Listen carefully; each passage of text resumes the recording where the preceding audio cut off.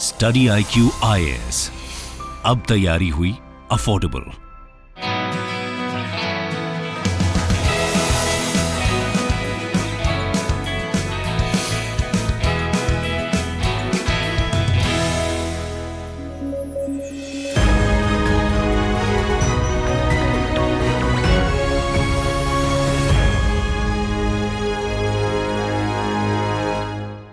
नमस्कार, news at 9 programme में आपका स्वागत है। मैं हूं अमृत उपाध्याय। इस डेली न्यूज बुलेटिन की शुरुआत करते हैं। चलिए खबरों की शुरुआत करें। गृह मंत्रालय ने 2011 के फॉरेन कंट्रीब्यूशन रेगुलेशन रूल्स में बदलाव किए हैं। नियमों के मुताबिक अब भारत के लोग विदेशों में रह रहे उनके रिलेटिव से एक साल में 10 लाख रुपए तक ले सकते हैं। अभी तक ये लिमिट 1 लाख रुपए तक ही थी। 10 लाख रुपए से कम की स्थिति में सरकार को इन्फॉर्म करने की जरूरत नहीं होगी, लेकिन 10 लाख रुपए या उससे ज्यादा के अमाउंट के मामले में सरकार को 90 दिनों के भीतर इन्फॉर्म करना होगा। ये टाइम लिमिट अभी तक 30 दिन ही थी। नियमों के मुताबिक अगर कोई व्यक्ति विदेश से कोई फंड लेता है तो उसे फॉरेन कंट्रीब्यूशन रेगुलेशन एक्ट 2010 के तहत खुद को रजिस्टर करना होता है। किसी भी व्यक्ति या संगठन या फिर NGO को इसके लिए गृह मंत्रालय को उस बैंक की डिटेल्स देनी जरूरी है जिसका इस्तेमाल वो विदेशी फंड को रिसीव करने के लिए करेगा। इसके लिए अभी तक 15 दिन की टाइम लिमिट थी, जिसे बढ़ाकर 45 दिन कर दिया गया है। इन सब के अलावा केंद्र ने अब डोनर रिसीव्ड अमाउंट आदि के संबंध में जानकारी देने के अभी तक के नियम को भी खत्म कर दिया है। एक बात यहां समझना जरूरी है कि सरकार ने नियमों में बदलाव सोने पर बढ़ाई गई इंपोर्ट ड्यूटी के फैसले के तुरंत बाद किए हैं। दोनों फैसले फंड्स के आउटफ्लो को कम करने और रेमिटेंसेस को बढ़ाने के मकसद से लिए गए हैं। वर्तमान में फॉरेक्स रिजर्व और रुपए पर जिस तरह का दबाव है, इन फैसलों से उनमें कुछ सुधार की उम्मीद है। फॉरेन कंट्रीब्यूशन से जुड़े फैसले से विदेशों से आने वाले रेमिटेंसेस में इजाफा होगा। परीक्षा के लिहाज से एनवायरमेंट सेक्शन से इस समय 2 अहम खबरें सामने आई हैं। पहली खबर ओशन कॉन्फ्रेंस से जुड़ी है, जिसका जिक्र हम 29 जून के बुलेटिन में कर चुके हैं। ओशन कॉन्फ्रेंस के आखिरी दिन 198 देशों ने Lisbon declaration on ocean conservation पर दस्तखत किए हैं। इस डिक्लेरेशन को our ocean our future our responsibility नाम दिया गया है। घोषणा के तहत महासागरों को बचाने के लिए इनोवेटिव सॉल्यूशंस पर जोर देने की बात शामिल की गई है। डिक्लेरेशन का पूरा फोकस सस्टेनेबल डेवलपमेंट गोल 14 पर है, जो लाइफ बिलो वाटर की थीम से जुड़ा है। दूसरी खबर IPBES से जुड़ी है। इन दोनों जर्मनी के बॉन शहर में IPBES का नवा सेशन चल रहा है। इस बैठक में 140 देश शिरकत कर रहे हैं, जो 2 नई रिपोर्ट्स पर विचार करेंगे। एक है sustainable use of wild species और दूसरी है values and valuation of nature. इससे पहले IPBES की आखिरी बैठक 2019 में हुई थी, जिसमें global assessment report on biodiversity and ecosystem services launch हुई थी। इस रिपोर्ट में दुनिया भर के लाखों प्लांट्स एंड एनिमल्स स्पीशीज के विलुप्त होने को लेकर अलर्ट किया गया था। IPBES का पूरा नाम है international science policy platform on biodiversity and ecosystem services. यह एक इंडिपेंडेंट और इंटर गवर्नमेंटल बॉडी है। इसकी स्थापना 2012 में पनामा सिटी में 94 देशों ने मिलकर की थी, जिसमें भारत भी शामिल था। आपको बता दें कि IPBES यूनाइटेड नेशंस की बॉडी नहीं है, लेकिन इसके गठन में संयुक्त राष्ट्र की ही बड़ी भूमिका है। दरअसल 2010 में बायोडाइवर्सिटी एंड इकोसिस्टम सर्विसेज पर एक बैठक हुई थी, जिसमें बुसान आउटकम डॉक्यूमेंट पर सहमति बनी। इस बैठक में ही IPBES के गठन का विचार किया गया। बुसान आउटकम के बेसिस पर ही जनरल असेंबली ने यूनाइटेड नेशंस एनवायरनमेंट प्रोग्राम से एक बैठक करने की मांग की थी, जिसके बाद 2012 में IPBES का गठन किया गया। अभी UNEP IPBES के लिए सेक्रेटरिएट सर्विसेज प्रोवाइड कराता है। बायोडाइवर्सिटी के सस्टेनेबल यूज और कंजर्वेशन के लिए साइंस पॉलिसी पर काम करने में IPBES की मुख्य भूमिका है। चीन और उसके साथी देशों को काउंटर करने के लिए अमेरिका कोई कोर कसर नहीं छोड़ रहा। भारत, जापान और ऑस्ट्रेलिया के साथ मिलकर क्वाड और मालाबार सैन्य युद्धाभ्यास के जरिए चीन को पहले से ही काउंटर करने की कोशिश जारी है। पिछले ही साल एक और गुट बनाया गया था, ऑकस। इस ग्रुप में ऑस्ट्रेलिया, UK और अमेरिका शामिल हैं। लेकिन अमेरिका अब उत्तर कोरिया को भी टारगेट कर रहा है। नाटो की बैठक के साथ ही अमेरिका ने दक्षिण कोरिया और जापान के साथ मिलकर ट्राइलैटरल मिलिट्री कोऑपरेशन पर बात की। उत्तर कोरिया ने इस बैठक के बाद अमेरिका और उसके साथी देशों को चेतावनी जारी कर दी है। इस मिलिट्री कोऑपरेशन पर अमेरिका का कहना है कि यह गुट उत्तर कोरिया पर हमले का इरादा नहीं रखता। हालांकि जिस तरह उत्तर कोरिया पिछले कुछ समय से बैलिस्टिक मिसाइल टेस्ट कर रहा है, कोरिया प्रायद्वीप की सुरक्षा खतरे में है। इसके साथ ही उत्तर कोरिया के फिर से परमाणु परीक्षण करने की खबरें भी सामने आ रही हैं।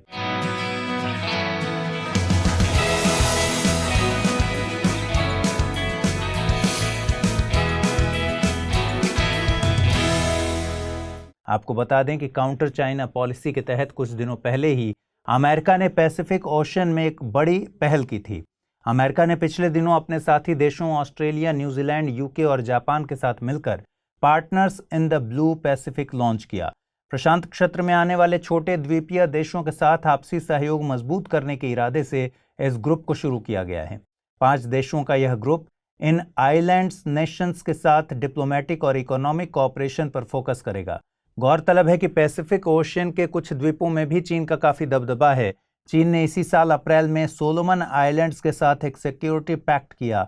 इस पैक्ट के बाद चीन को दक्षिण प्रशांत में एक सैन्य अड्डा बनाने का मौका मिला है। बड़ी बात यह है कि यह सैन्य अड्डा पैसिफिक ओशियन में अमेरिका की आइलैंड टेरिटरी गुआम के काफी नजदीक है।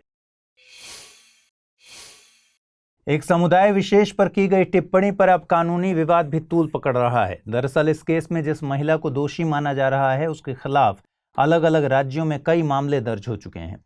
इसे देखते हुए याचिकाकर्ता ने सुप्रीम कोर्ट से अपील की थी कि उन सभी मामलों को किसी एक जगह ट्रांसफर कर दिया जाए, लेकिन इस केस में सुप्रीम कोर्ट ने ओरल रिमार्क कर याचिका खारिज कर दी और हाईकोर्ट जाने का आदेश दिया।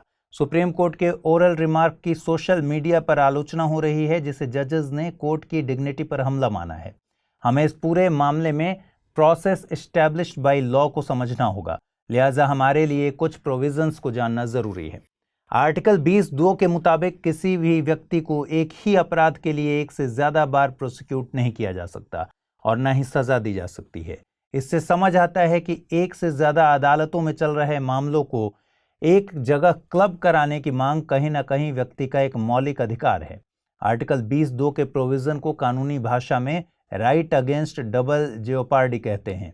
इसके तहत एक ही मामले में अलग अलग जगह ट्रायल नहीं होनी चाहिए। खुद सुप्रीम कोर्ट ने 2020 में अर्णब गोस्वामी बनाम भारत संघ मामले में कहा कि अलग अलग जगहों पर सेम एफआईआर फाइल होना फंडामेंटल राइट्स का वायलेशन है। इसी तरह 2001 के T Anthony versus state of Kerala case में सुप्रीम कोर्ट ने कहा था कि एक ही मामले में दूसरी एफआईआर नहीं की जा सकती। आपको बता दें कि एक जैसे मामलों को ट्रांसफर करने की शक्ति सुप्रीम कोर्ट के पास ही है। आर्टिकल 139A के क्लॉज 1 के मुताबिक सुप्रीम कोर्ट और अलग अलग हाई कोर्ट्स में चल रहे केसेस में अगर क्वेश्चन ऑफ लॉ सेम है तो सुप्रीम कोर्ट उन केसेस को अपने पास मंगा सकता है। इसी तरह क्लॉज 2 के मुताबिक सुप्रीम कोर्ट के पास ही पावर है कि वह किसी केस या अपील को एक हाई कोर्ट से दूसरे हाई कोर्ट में ट्रांसफर कर सकेगा। कोड ऑफ सिविल प्रोसीजर 1908 का सेक्शन 25 भी सुप्रीम कोर्ट को ऐसी शक्ति देता है। सुप्रीम कोर्ट किसी सूट, अपील या प्रोसीडिंग्स को अलग अलग हाई कोर्ट्स या सिविल कोर्ट्स में से एक हाई कोर्ट या सिविल कोर्ट में ट्रांसफर कर सकता है। चलिए खबरों की शुरुआत करते हैं। कंज्यूमर्स के हितों को देखते हुए होटल और रेस्टोरेंट्स को लेकर सीसीपीए ने नई गाइडलाइंस जारी की हैं। सीसीपीए का मतलब है सेंट्रल कंज्यूमर प्रोटेक्शन अथॉरिटी। यह एक केंद्रीय एजेंसी है जो उपभोक्ताओं के संरक्षण का काम करती है। नई गाइडलाइंस के मुताबिक अब होटल और रेस्टोरेंट्स अपने ग्राहकों से सर्विस चार्ज नहीं ले सकेंगे। गाइडलाइंस में साफ है कि अब होटल्स या रेस्टोरेंट्स अपनी तरफ से बिल में पहले से सर्विस चार्ज ऐड नहीं कर सकते। यह कंज्यूमर की इच्छा पर निर्भर है कि वह सर्विस चार्ज देना चाहता है या नहीं। लिहाजा सर्विस चार्ज मिलने की स्थिति में यह बताना जरूरी होगा कि चार्ज वॉलंटरली ही लिया गया हो। इसके साथ ही वे सर्विस चार्ज के नाम पर कंज्यूमर्स की एंट्री पर किसी तरह की पाबंदी नहीं लगा सकते। आपको बता दें कि सीसीपीए एक सांविधिक यानी स्टैट्यूटरी बॉडी है जिसका गठन 2020 में हुआ था। कंज्यूमर प्रोटेक्शन एक्ट 2019 के जरिए बनी इस बॉडी का काम उपभोक्ताओं के अधिकारों का संरक्षण करना है। इसके साथ ही अनफेयर ट्रेड प्रैक्टिसेस को रोकना भी एजेंसी का मुख्य काम है। यह कानून केंद्र, राज्य और जिला तीनों लेवल पर कंज्यूमर प्रोटेक्शन काउंसिल्स के गठन का प्रोविजन भी करता है। इसी तरह तीनों लेवल पर कंज्यूमर डिस्प्यूट्स रिड्रेसल कमीशन का गठन इस कानून के तहत होता है। नेशनल कमीशन ऐसी शिकायतों को देखता है जहां किसी वस्तु या सेवा का मूल्य 10 करोड़ रुपए से ज्यादा हो। इसी तरह स्टेट कमीशन 1 करोड़ से ज्यादा और 10 करोड़ तक के मूल्य के मामले में शिकायत देखता है। डिस्ट्रिक्ट कमीशन 1 करोड़ रुपए तक के केस में शिकायत दर्ज करता है। आपको बता दें कि इस कानून के जरिए 1986 का कंज्यूमर प्रोटेक्शन एक्ट खत्म कर दिया गया था। LHC यानी लार्ज हार्डन कॉलिडर आज से एक बड़ा प्रयोग शुरू करने जा रहा है। प्रयोग के दौरान काफी ज्यादा ऊर्जा की मौजूदगी में कई सारे प्रोटॉन्स की आपस में टक्कर कराई जाएगी। माना जा रहा है कि इस प्रयोग के बाद न्यू फिजिक्स के एविडेंस सामने आएंगे। न्यू फिजिक्स जनरल फिजिक्स से कुछ आगे का विषय है, जिसमें बताने की कोशिश होती है कि किसी मैटर यानी तत्व के बेसिक बिल्डिंग ब्लॉक्स आपस में इंटरैक्ट कैसे करते हैं, और इसमें 4 फंडामेंटल फोर्सेस यानी strong force, weak force, electromagnetic force और ग्रेविटेशनल फोर्स कैसे काम करते हैं। आइए अब कुछ बातें LHC के बारे में जान लेते हैं। LHC एक काफी बड़े आकार की मशीन है जो स्विट्जरलैंड और फ्रांस के बॉर्डर पर है। इस मशीन पर European organisation for nuclear research की प्रयोगशाला में काम चल रहा है, जिसे फ्रेंच में सर्न कहते हैं। इस मशीन को पार्टिकल्स की स्टडी के लिए तैयार किया गया है, जो सभी वस्तुओं में सबसे छोटे बिल्डिंग ब्लॉक माने जाते हैं। मशीन में करीब लाइट की स्पीड पर प्रोटॉन्स की 2 बीम्स को अपोजिट डायरेक्शन में फायर किया जाता है। ये सब एक रिंग में होता है जो सुपर कंडक्टिंग इलेक्ट्रोमैग्नेट्स पर काम करती हैं। इन इलेक्ट्रोमैग्नेट्स की वजह से जो मैग्नेटिक फील्ड बनता है वही प्रोटॉन्स की बीम्स को सही दिशा में जाने और टक्कर कराने के लिए मजबूर करता है। LHC को इस प्रयोग के लिए काफी दिनों बाद फिर से शुरू किया जा रहा है। इस प्रयोग के साथ वैज्ञानिक एटलस और CMS एक्सपेरिमेंट्स पर भी काम करेंगे। ये दोनों ही एक्सपेरिमेंट्स LHC में पार्टिकल डिटेक्टर एक्सपेरिमेंट्स हैं। इस मशीन के काम करने के बाद से वैज्ञानिकों को अभी तक कुछ बड़ी सफलताएं हाथ लगी हैं। 2012 में सर्न के वैज्ञानिकों ने घोषणा की थी कि उन्होंने LHC के पहले ही रन में हिग्स बोसॉन या गॉड पार्टिकल को ढूंढ निकाला है। हिग्स बोसॉन और उससे जुड़े एनर्जी फील्ड के बारे में माना जाता है कि यूनिवर्स के बनने में इनकी बड़ी भूमिका है। हिग्स बोसॉन की खोज के बाद वैज्ञानिक न्यू फिजिक्स पर काम कर रहे हैं और उनकी कोशिश है कि अब डार्क मैटर के बारे में भी ज्यादा एविडेंस जुटाए जाएं। पंजाब में धान की खेती को लेकर चल रहा DSR यानी डायरेक्ट सीडेड राइस का प्रयोग सफल होता नजर नहीं आ रहा। दरअसल इस टेक्निक से इस साल के जून तक महज 77,000 हेक्टेयर एरिया में ही खेती हो सकी है। 2021 और 2020 में जितनी भूमि पर इस टेक्निक के सहारे धान की खेती हुई, यह आंकड़ा उससे भी कम है। कम बारिश और बहुत अधिक तापमान इसके पीछे की वजहें बताए जा रहे हैं। डायरेक्ट सीडेड राइस को ब्रॉडकास्टिंग सीड टेक्निक भी कहते हैं। यह टेक्निक कम पानी की मौजूदगी में भी धान की खेती के लिए जानी जाती है। इस मेथड में धान के बीज सीधे खेत में बो दिए जाते हैं। यह मेथड ग्राउंड वाटर को बचाने में काफी कारगर है। जाहिर है कि धान की खेती ज्यादा बारिश या बेहतर सिंचाई वाले इलाके में होती है, इसलिए यह मेथड कुछ कम पानी वाले इलाकों में भी पैडी कल्टीवेशन के लिए बेहतर तकनीक है। ब्रॉडकास्टिंग सीड टेक्निक कम उपजाऊ मिट्टी में भी कारगर है और इसमें दूसरे मेथड्स के मुकाबले लेबर कुछ कम ही लगता है। हालांकि इसमें पैदावार कुछ कम होती है। पैडी कल्टीवेशन के और भी दूसरे मेथड्स हैं। इनमें शामिल है ड्रिलिंग मेथड, ट्रांसप्लांटेशन मेथड और जापानीज मेथड। ड्रिलिंग मेथड में एक व्यक्ति खेत में खुदाई करता है जबकि दूसरा बीज बोने का काम करता है। हालांकि आजकल इसके लिए भी सीड ड्रिलर्स का काफी इस्तेमाल हो रहा है। यह तकनीक सबसे ज्यादा भारत में प्रचलित है। ट्रांसप्लांटेशन मेथड इन सभी में सबसे कॉमन है। इस तकनीक में धान के कुछ पौधों को नर्सरी या किसी दूसरी जगह बड़ा किया जाता है। इसके बाद इन पौधों को पानी से भरे खेत में बो दिया जाता है। इस मेथड में पैदावार सबसे ज्यादा है लेकिन लेबर बहुत ज्यादा लगता है। जापानीज मेथड उच्च पैदावार वाली धान की खेती के लिए जाना जाता है। इसमें भी नर्सरी में पौधे को विकसित किया जाता है। हालांकि अच्छी क्वालिटी के बीज और ज्यादा मात्रा में फर्टिलाइजर्स का इस्तेमाल इस तकनीक में होता है। National centre of biological sciences की टीम ने एक नया तरीका खोज निकाला है जो प्लांट्स में नाइट्रेट के एब्जॉर्प्शन को रेगुलेट करते हैं। रिसर्चर्स का मानना है कि पौधों में खास जीन होता है जो उनमें नाइट्रेट के एब्जॉर्प्शन और जड़ों के विकास व विपरीत परिस्थितियों को सहन करने की शक्ति को रेगुलेट करता है। इस जीन का नाम है MADS27, जो माइक्रो RNA MIR444 से एक्टिवेट होता है। आपको बता दें कि नाइट्रोजन पौधों के विकास के लिए सबसे ज़्यादा इम्पॉर्टेंट मैक्रो न्यूट्रिएंट्स में एक है। यह क्लोरोफिल, अमीनो एसिड और न्यूक्लिक एसिड का हिस्सा होता है। पौधे नाइट्रोजन को मिट्टी के जरिए ग्रहण करते हैं। जड़ों के जरिए खासकर नाइट्रेट्स और अमोनियम के तौर पर ही पौधे नाइट्रोजन को एब्जॉर्ब करते हैं। जीन एक्सप्रेशन को कंट्रोल करने में भी नाइट्रेट्स की बहुत बड़ी भूमिका होती है। इससे पौधों में रूट सिस्टम का विकास, फूल आने में लगने वाला समय और पत्तियों का विकास भी निर्धारित होते हैं। लेकिन एक बात यह भी ध्यान रखना जरूरी है कि नाइट्रेट का ज्यादा एब्जॉर्प्शन न केवल पौधों के विकास के लिए खतरा है, बल्कि इससे पॉल्यूशन भी होता है। पौधे एक क्षमता तक ही नाइट्रेट को यूज कर सकते हैं। चूंकि अनाज के विकास में भी इसका अहम योगदान है, इसलिए किसान कभी कभी फर्टिलाइजर्स का ज्यादा छिड़काव कर देते हैं। इन फर्टिलाइजर्स में नाइट्रेट मौजूद होता है जो बाद में मिट्टी में डंप हो जाता है। इससे बाद में जल और मिट्टी दोनों में नाइट्रेट का एक्यूमुलेशन बढ़ जाता है, जिससे जल और मृदा प्रदूषण होते हैं। पौधों के लिए carbon, magnesium, nitrogen, phosphorus, potassium, sulphur आदि मैक्रो न्यूट्रिएंट्स काम करते हैं।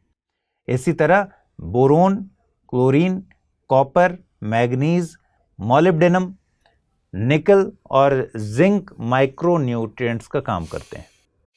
आइए खबरों की शुरुआत करें। कुछ खास कंटेंट को ब्लॉक करने को लेकर केंद्र ने कुछ महीनों पहले ट्विटर को आदेश दिए थे। पिछले ही महीने सरकार ने अल्टीमेटम जारी कर ट्विटर को आखिरी मौका दिया था, लेकिन ट्विटर ने इस आदेश के खिलाफ कर्नाटक हाईकोर्ट में अर्जी दाखिल की है। ट्विटर ने 2021 में जारी नए IT नियमों को भी कोर्ट में चैलेंज किया है। सरकार ने ये आदेश IT एक्ट की धारा 69A के तहत जारी किए थे। इस कानून की यह धारा बोलने की आज़ादी के उल्लंघन को लेकर अक्सर खबरों में रहती है। इस सेक्शन के मुताबिक सरकार कंप्यूटर रिसोर्स पर मौजूद किसी संदिग्ध कंटेंट को लेकर एक्शन ले सकती है। भारत की संप्रभुता, सुरक्षा, विदेश संबंध या कानून व्यवस्था पर खतरे की स्थिति में सरकार किसी भी सरकारी एजेंसी या इंटरमीडियरी को उस कंटेंट को ब्लॉक करने का आदेश दे सकती है। ब्लॉक होने के बाद आम लोग उस कंटेंट को एक्सेस नहीं कर सकते। गौरतलब है कि पिछले ही साल सोशल मीडिया और ओवर द टॉप प्लेटफॉर्म्स यानी OTT प्लेटफॉर्म्स को लेकर सरकार ने नए IT रूल्स जारी किए थे। ये नियम पहले से और कड़े हैं। इन नियमों को लेकर कई सोशल मीडिया प्लेटफॉर्म्स सरकार के खिलाफ कोर्ट्स में लड़ रहे हैं। ट्विटर के मामले में ministry of electronics and IT ने 4 जुलाई को डेडलाइन जारी की थी। इसके बाद कंपनी अपनी इंटरमीडियरी स्टेटस गंवा देगी। नियमों के मुताबिक इंटरमीडियरी स्टेटस खोने के बाद कंपनी के खिलाफ क्रिमिनल प्रोसीडिंग्स शुरू की जा सकती हैं। इन्हीं नियमों के मुताबिक धारा 69A यानी 69A के तहत जिस कंटेंट को ब्लॉक करना है उसके लिए टाइम लिमिट तय की गई है। अब इस तरह के कंटेंट को 36 से 72 घंटों के भीतर हटाने का प्रावधान है। इसके साथ ही इन प्लेटफॉर्म्स को अब एक ग्रीवांस रिड्रेसल ऑफिसर भी अपॉइंट करना जरूरी है। करीब 2 महीनों पहले केंद्र ने 10 राज्यों को दिए जाने वाले गेहूं के कोटे में कटौती कर दी थी। अब उत्तर प्रदेश और गुजरात सहित कुछ राज्यों ने केंद्र से अपील की है कि वह व्हीट एलोकेशन को फिर से बढ़ाए। आपको याद दिला दें कि मई में केंद्र ने गेहूं और चावल के लिए एलोकेशन के रेशियो में चेंज किया था। सामान्य राज्यों के लिए इसे 60-40 से 40-60, जबकि कुछ राज्यों के लिए 75-25 से 60-40 कर दिया गया। इसका मतलब सामान्य राज्यों के लिए गेहूं के आवंटन में केंद्र की हिस्सेदारी 40% ही रहेगी। पैसे की बचत के लिए सरकार ने प्रधानमंत्री गरीब कल्याण अन्न योजना के लिए गेहूं के आवंटन में भी कमी की है। केंद्र सरकार 2013 के राष्ट्रीय खाद्य सुरक्षा कानून के तहत राज्यों को गेहूं का आवंटन करती है। एक्ट के तहत खाद्यान्न भंडार का एक सेंट्रल पूल बनाने का प्रावधान है। इस पूल में केंद्र और राज्य सरकारों द्वारा MSP सिस्टम से खरीदा गया अनाज होता है। सेंट्रल पूल को टारगेटेड पब्लिक डिस्ट्रीब्यूशन सिस्टम, दूसरी वेलफेयर स्कीम्स और आपदा की स्थिति में एलोकेशन के लिए मेंटेन किया जाता है।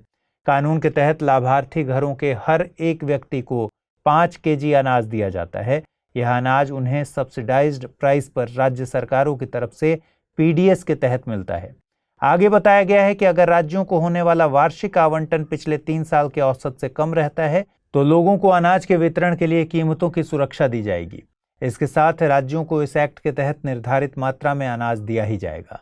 एलोकेशन के मामले में सबसे अच्छा प्रावधान यह है, पीडीएस के तहत केंद्र की तरफ से राज्यों को अनाज का आवंटन तब तक होता रहेगा जब तक कि जरूरतमंद घरों की पहचान पूरी नहीं हो जाती।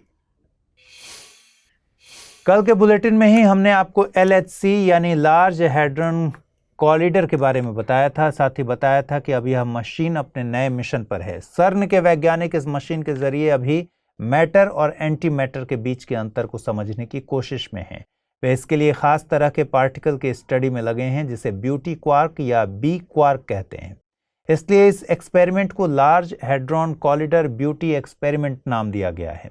इस एक्सपेरिमेंट के दौरान वैज्ञानिकों ने एक्सोटिक मैटर या नए पार्टिकल्स का पता लगाया है। इनमें एक पेंटा क्वार्क है जबकि 2 टेट्रा क्वार्क्स हैं, यानी इनमें एक एक्सोटिक मैटर 5 क्वार्क्स से मिलकर बना है जबकि 2 मैटर्स 4 क्वार्क्स से मिलकर बने हैं।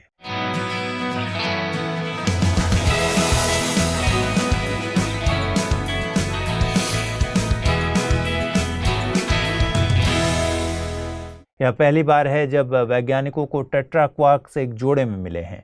ये स्ट्रक्चर बहुत ही छोटे होते हैं लेकिन ब्रह्मांड को समझने में इनकी भूमिका बहुत बड़ी है। आइए अब क्वार्क्स के बारे में आपको समझाते हैं।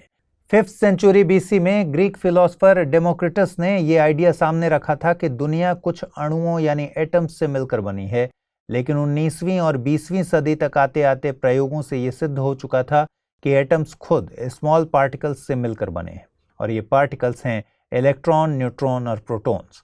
इसके बाद 1960 के दशक में तस्वीर और साफ हुई। पता चला कि न्यूट्रॉन और प्रोटॉन्स भी कुछ और छोटे पार्टिकल्स से मिलकर बने हैं। इन पार्टिकल्स को ही क्वार्क्स कहते हैं। इन क्वार्क्स के इंटरेक्शन के बीच स्ट्रॉन्ग फोर्स काम करता है जो 4 फंडामेंटल फोर्सेस में एक है। स्ट्रॉन्ग फोर्स न केवल एटम्स को साथ रखने का काम करता है बल्कि सब एटॉमिक पार्टिकल्स के बीच इंटरेक्शन में भी अहम भूमिका निभाता है। विवादास्पद टिप्पणी को लेकर एक टीवी एंकर को कस्टडी में लिए जाने के मामले में उत्तर प्रदेश और छत्तीसगढ़ पुलिस के बीच विवाद सामने आया है। हालांकि ये पहली बार नहीं जब किसी आरोपी को गिरफ्तार करने के मामले में 2 राज्यों की पुलिस के बीच कानूनी पेंच फंसा हो। इससे पहले पंजाब और दिल्ली पुलिस के बीच झगड़ा भी खुलकर सामने आया था। आइए समझते हैं इंटर स्टेट अरेस्ट को लेकर हमारा कानून क्या कहता है, क्या कानून है, कोर्ट की इस पर क्या गाइडलाइंस है। पहले जान लेना जरूरी है कि संविधान के मुताबिक पुलिस राज्य सूची का विषय है, इसलिए संबंधित राज्य ही पुलिस के मामले में कंट्रोल रखता है। जाहिर है राज्य पुलिस की शक्तियों का दायरा उस राज्य की सीमा तक ही लिमिटेड है, इसलिए दूसरे राज्य यहां तक कि दूसरे जुरिस्डिक्शन से गिरफ्तारी के मामले में एक प्रोसीजर को फॉलो करना होता है। सबसे पहले गिरफ्तार किए गए व्यक्ति को नजदीकी मजिस्ट्रेट के सामने 24 घंटों के भीतर पेश करना जरूरी है। संविधान के अनुच्छेद 22(2) में इसका प्रोविजन किया गया है। आमतौर पर निकटतम मजिस्ट्रेट को ही उस खास मामले के लिए मजिस्ट्रेट माना जाता है। दूसरे जुरिस्डिक्शन को केस होने की स्थिति में वो मजिस्ट्रेट ट्रांजिट रिमांड का ऑर्डर देता है ताकि केस को उस क्षेत्र में ट्रांसफर किया जा सके जहां ट्रायल किया जाना है। इधर समझना जरूरी है कि यह बात कोर्ट के जुरिस्डिक्शन से बाहर की बात हो रही है, यानी इसमें दोनों ही बातें शामिल हैं, लोकल जुरिस्डिक्शन और दूसरे स्टेट का जुरिस्डिक्शन। सीआरपीसी की धारा 79 वारंट गिरफ्तारी से डील करती है। इस सेक्शन में इंटर स्टेट अरेस्ट के बारे में डिटेल्ड प्रोसेस है, लेकिन पुलिस की पावर को डिफाइन नहीं किया गया है। फिर भी कानून के मुताबिक ट्रांजिट वारंट को एग्जीक्यूटिव मजिस्ट्रेट या थाने के ऑफिसर इंचार्ज के सामने पेश किया जाता है। इसके बाद ही आरोपी को दूसरे स्टेट की पुलिस की कस्टडी में दिया जाता है। इसके इतर नॉन वारंट अरेस्ट के मामले में धारा 48 में जिक्र किया गया है। कानून के मुताबिक जिस पुलिस ऑफिसर को अरेस्ट करने का अधिकार है वह देश की किसी भी जगह से आरोपी को गिरफ्तार कर सकता है। इंटर स्टेट अरेस्ट की सूरत में दिल्ली हाई कोर्ट की गाइडलाइंस पर भी नजर डालनी जरूरी है। कोर्ट ने 2019 के संदीप कुमार बनाम दिल्ली सरकार के मामले में बताया था कि गिरफ्तारी के लिए अपने वरिष्ठ पुलिस अधिकारी को लिखित में सूचित करना जरूरी है। इसके साथ ही कुछ खास मामलों को छोड़ दें तो पुलिस अधिकारी को लिखित में गिरफ्तारी के कारणों को रिकॉर्ड में रखना होगा। आइए खबरों को शुरू करते हैं। गिरते रुपए को संभालने और फॉरेक्स रिजर्व को पटरी पर लाने के लिए आरबीआई ने कुछ सुधार करने की कोशिश की है। हम जानते हैं कि डॉलर के मुकाबले रुपए में तेजी से गिरावट जारी है और अभी यह अपने सबसे निचले स्तर पर है। फॉरेक्स रिजर्व और रुपए की वैल्यू पर सबसे बड़ा असर एफपीआई यानी फॉरेन पोर्टफोलियो इन्वेस्टमेंट के लौटने का हुआ है। पिछले 6 महीनों में करीब 2.5 लाख करोड़ का एफपीआई वापस खींच लिया गया है। आरबीआई ने इन सभी बातों को देखते हुए बैंकों को फौरी तौर पर एफसीएनआरबी और एनआरई डिपॉजिट्स को बढ़ाने की मंजूरी दी है। बैंकों को फिलहाल इस तरह के डिपॉजिट्स के इंटरेस्ट से जुड़े रेगुलेशन से छूट दे दी गई है। एफसीएनआर का मतलब है फॉरेन करेंसी नॉन रेजिडेंट्स। भारतीय बैंक नॉन रेजिडेंट्स को खाता खोलने की इजाजत देते हैं। इस खाते में वे लोग विदेशी मुद्रा में पैसा रख सकते हैं। वर्तमान में डॉलर, पाउंड स्टर्लिंग, जापानी येन, यूरो, ऑस्ट्रेलियन डॉलर और कैनेडियन डॉलर में ही पैसे जमा हो सकते हैं। इस तरह के डिपॉजिट्स के कुछ फायदे हैं, जैसे अकाउंट होल्डर को एक्सचेंज रेट में फ्लक्चुएशन का डर नहीं रहता। एनआरआई 1 से 5 साल तक का मैच्योरिटी पीरियड ले सकते हैं। अकाउंट होल्डर को मिलने वाले इंटरेस्ट पर टैक्स नहीं लगता। एनआरआई इंडियन रेजिडेंट्स और नॉन इंडियन रेजिडेंट्स दोनों के साथ ज्वाइंट अकाउंट खोल सकते हैं। हालांकि आपको बता दें कि इस तरह के डिपॉजिट्स एआरआर यानी ऑल्टरनेटिव रेफरेंस रेट का सब्जेक्ट जरूर हैं, यानी अलग अलग करेंसी के हिसाब से रेट अलग अलग तय होती है। अमेरिकी डॉलर के लिए SOFR secured overnight financing rate, pound sterling के लिए एसओएनआईए यानी स्टर्लिंग ओवरनाइट इंटरबैंक एवरेज का इस्तेमाल होता है। इससे पहले बैंक लिबोर यानी लंदन इंटरबैंक ऑफर्ड रेट को बेस बनाते थे। पिछले ही साल आरबीआई ने बैंकों को लिबोर की जगह एआरआर के इस्तेमाल करने के निर्देश दिए थे। सुधार के क्रम में एनआरई डिपॉजिट्स यानी नॉन रेजिडेंट्स एक्सटर्नल अकाउंट्स पर भी राहत दी गई है। गाइडलाइंस के मुताबिक एनआरई डिपॉजिट्स पर लगने वाली ब्याज दर घरेलू खातों के मुकाबले ज्यादा नहीं होनी चाहिए। आपको बता दें कि इस तरह के अकाउंट्स में विदेशों में हुई अर्निंग को रखा जाता है। फॉरेक्स रिजर्व के लिहाज से आरबीआई ने government securities and corporate debt में एफपीआई को अक्टूबर तक के लिए शॉर्ट टर्म लिमिट से छूट दी है। फिलहाल सबसे कम मैच्योरिटी पीरियड 1 साल का है। इसी तरह आरबीआई ने एक्सटर्नल कमर्शियल बोरोइंग्स के लिए ऑटोमेटिक रूट के तहत लिमिट को बढ़ा दिया है। इस लिमिट को $750 मिलियन से $1.5 बिलियन करने का फैसला लिया गया है। कुछ दिनों पहले जर्मनी में दुनिया के 7 विकसित देशों यानी G7 ग्रुप का शिखर सम्मेलन हुआ था। इस बैठक में एक क्लाइमेट क्लब बनाने की मांग जर्मनी की तरफ से की गई थी। सम्मेलन के आखिरी दिन सभी देश क्लाइमेट एक्शंस के बीच तालमेल को लेकर इस क्लब को बनाने को लेकर राजी हुए थे। अब सभी देशों ने इसके गठन की प्रोसेस को आगे बढ़ा दिया है। माना जा रहा है कि इस साल के आखिर तक क्लाइमेट क्लब को एस्टैब्लिश कर दिया जाएगा। ओपन एंड इंक्लूसिव नेचर का यह ग्रुप उनके लिए होगा जो 2015 के पेरिस समझौते के लिए प्रतिबद्ध हैं। क्लाइमेट क्लब बनाने का विचार पहली बार 2015 में एक इकोनॉमिस्ट विलियम नॉर्डहॉस ने सामने रखा था। क्लाइमेट चेंज पर इस काम के लिए उन्हें 2018 में अर्थशास्त्र का नोबेल भी मिल चुका है। G7 के मुताबिक क्लाइमेट क्लब सभी देशों के लिए खुला रहेगा, यानी कोई भी देश इसका सदस्य बन सकता है। पेरिस समझौते के लक्ष्यों को पूरा करना इसका खास मकसद रहने वाला है। 3 बातों पर इस क्लब का खास ध्यान रहेगा। पहला, क्लाइमेट न्यूट्रलिटी को हासिल करने के लिए ट्रांसपेरेंट पॉलिसीज को एडवांस किए जाने पर फोकस। दूसरा, डीकार्बनाइजेशन को बढ़ाने के लिए इंडस्ट्रीज में सुधार। और तीसरा, क्लाइमेट एक्शन को बढ़ावा देने के लिए आपसी भागीदारी को मजबूत करना। चीन इसमें शामिल होगा या नहीं होगा, इस पर अभी संशय जताया जा रहा है। इसकी वजह हाल ही में चीन ने यूरोपियन यूनियन के कार्बन बॉर्डर एडजस्टमेंट मैकेनिज्म के खिलाफ दक्षिण अफ्रीका और इंडोनेशिया को अपने साथ लाने की कोशिश की थी। इसी के चलते इन 2 देशों को भी भारत के साथ G7 के 48वें शिखर सम्मेलन में बुलाया गया था। कार्बन बॉर्डर एडजस्टमेंट मैकेनिज्म के तहत उन देशों से कुछ टैरिफ लिया जाता है जो EU के रूल्स को फॉलो नहीं करते। आजादी के अमृत महोत्सव के क्रम में सरकार जल्द ही राजस्थान के मानगढ़ हिलॉक को राष्ट्रीय महत्व का स्मारक घोषित कर सकती है। इसके लिए नेशनल मॉन्यूमेंट अथॉरिटी ने कल संस्कृति मंत्रालय को अपनी रिपोर्ट सौंप दी। मानगढ़ हिलॉक राजस्थान और गुजरात की बॉर्डर पर है। यह एक ट्राइबल साइट है जहां भील समुदाय ने बड़े पैमाने पर विद्रोह किए थे। 1913 में यहां करीब 1500 भील स्वतंत्रता सेनानियों को मौत के घाट उतार दिया गया था। ये लोग गोविंद गुरु की अगुवाई में ब्रिटिश सरकार के खिलाफ प्रदर्शन कर रहे थे। इस जगह को कभी कभी आदिवासी जालियांवाला भी कहा जाता है। गौरतलब है कि 13 अप्रैल 1919 को अमृतसर के एक बाग में बड़े स्तर पर हुई हिंसा को जालियांवाला नरसंहार के तौर पर जाना जाता है। रॉलेट एक्ट के बाद राष्ट्रवादी नेता सैफुद्दीन किचलू और डॉक्टर सत्यपाल को गिरफ्तार करने के विरोध में लोग जालियांवाला बाग में प्रदर्शन कर रहे थे। प्रदर्शनकारियों को रोकने के लिए माइकल ओ डायर के निर्देश पर ब्रिगेडियर जनरल रेजिनाल्ड डायर ने बाग में शांति बहाली के लिए सैन्य टुकड़ियां भेजी थीं। हालांकि इसके बाद ओपन फायर में कई लोगों की इसमें मौत हो गई थी। आपको बता दें कि भील जनजाति देश के सबसे बड़े आदिवासी समुदायों में से एक है। छत्तीसगढ़, गुजरात, कर्नाटक, मध्य प्रदेश, महाराष्ट्र और राजस्थान में इनकी बड़ी आबादी रहती है। इस समुदाय के लोग बेहतर आर्चर्स माने जाते हैं, यानी धनुर्विद्या में ये लोग पारखी होते हैं। गुरिल्ला वॉरफेयर में भी भील समुदाय के लोग बहुत ज्यादा निपुण माने जाते हैं।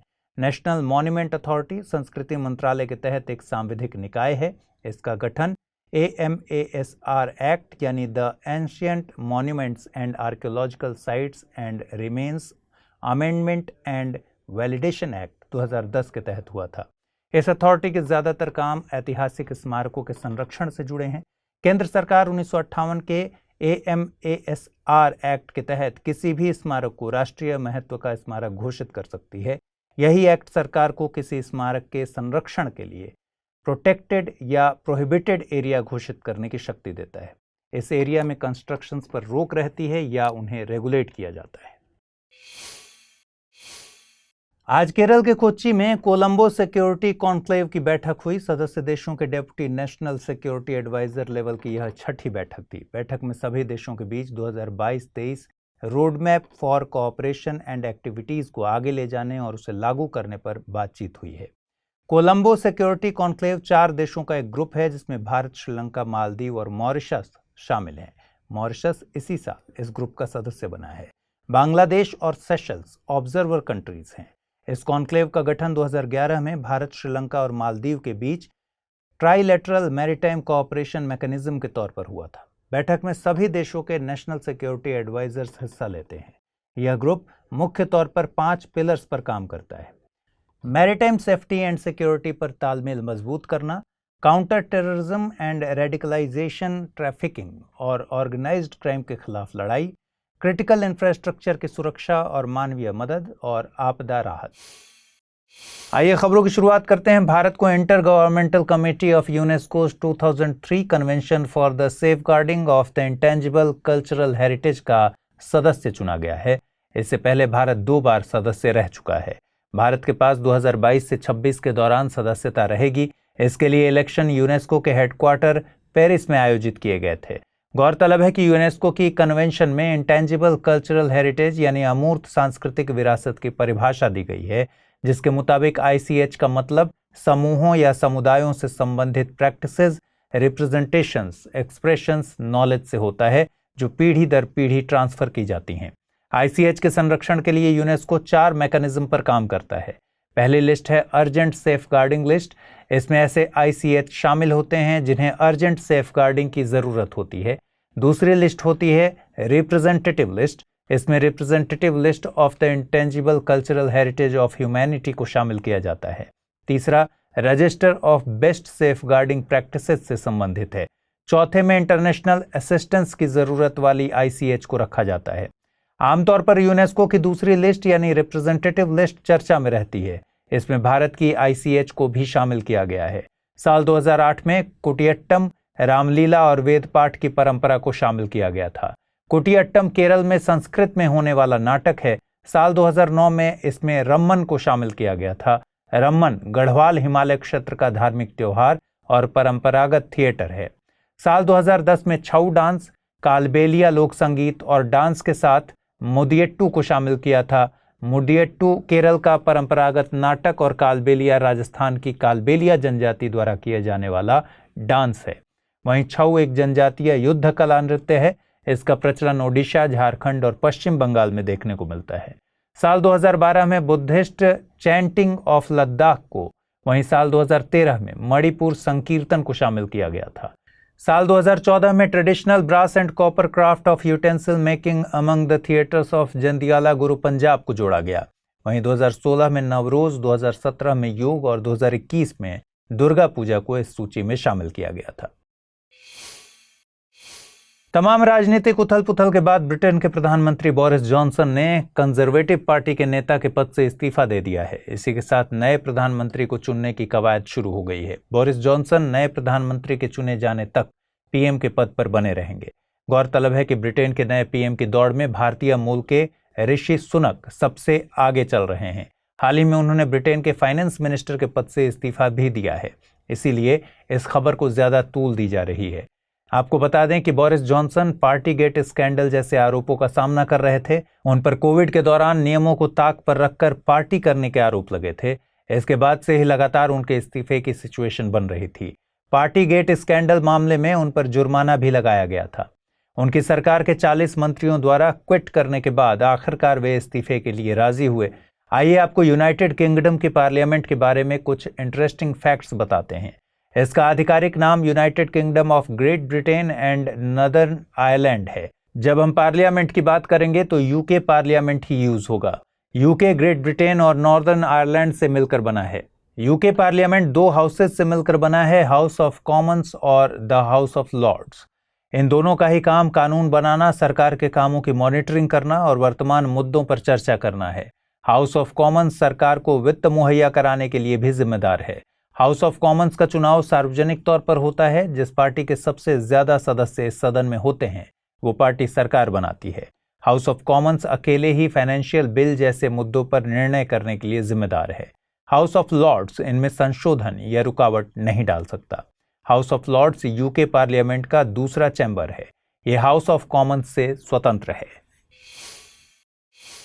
हाल ही में इंडियन अमेरिकन कांग्रेसमैन रो खन्ना ने यूएसए के हाउस ऑफ रिप्रेजेंटेटिव में एक लेजिस्लेटिव अमेंडमेंट पेश किया था। इसमें भारत को कात्सा के प्रावधानों से मुक्त रखने की बात की गई है। दरअसल भारत और रूस के बीच S-400 के समझौते के बाद से ही भारत कात्सा के रडार में है। गौरतलब है कि अक्टूबर 2018 में भारत ने रूस के S-400 मिसाइल के लिए $5 बिलियन की एक डील साइन की।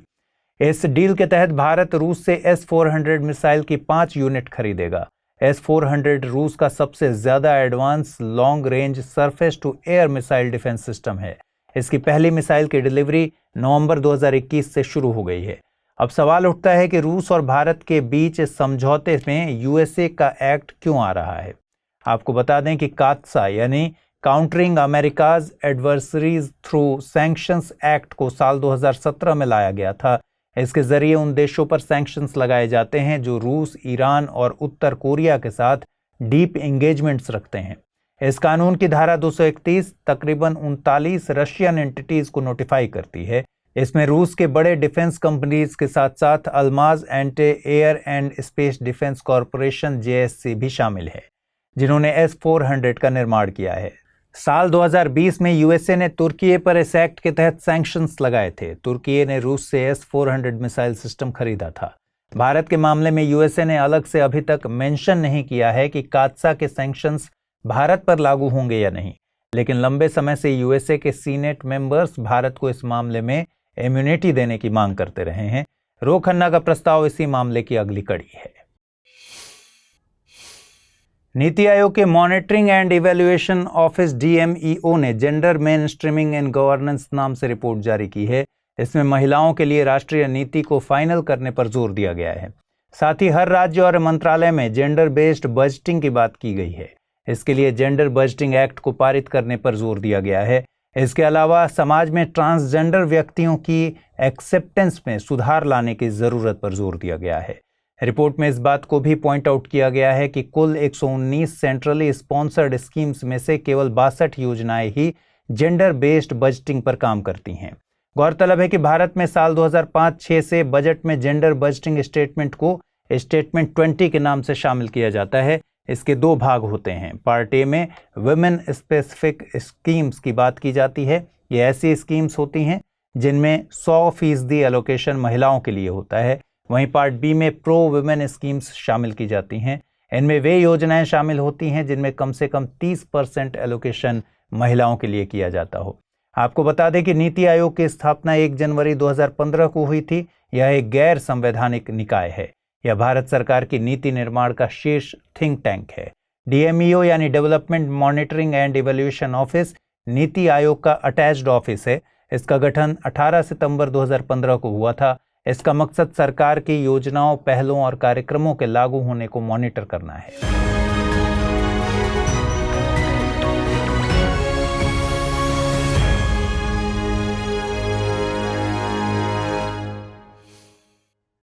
Hello everyone, this is Shubhadeep Das from Kolkata.